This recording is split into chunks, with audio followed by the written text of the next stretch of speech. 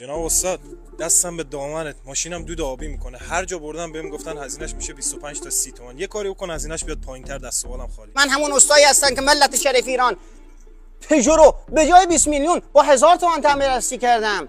تیبا رو به جای 25 میلیون با 70,000 تومان تعمیر راستی کردم و این بار میخوام پراید رو به جای 25 میلیون با 30,000 تومان تعمیر راستی کنم. با من همراه باش. بشین آقا یک گاز بده من دود ماشین تو بررسی کنم. ساعتم هم افتاد. گاز بده. خوبه خاموش کن. ماشاءالله چه دود ملسی. ماشاءالله. ببین اینجا آقا 90% ابهاریز و جزئی هستن. شعار اوبش اینو میگه. دوست عزیز بیا اینجا تمام ماشین‌های پراید ها انجکتور یورو 4 نداره، کاربرد نداره. یه سوپاپ یه طرفه داره. روی درب سوپاپ این ساگ منخنش خراب میشه، روغن تو منیفول از تو درب سوپاپ میزنه میره تو این شیلنگه، میره تو منیفول و قشنگ ماشین دود آبی میکنه. آقا تو پیجوبس کلی نکات آموزشی رایگان هست که قطعا یه روزی یه جایی یکی از این کلیپ‌ها به درد میخوره. داشته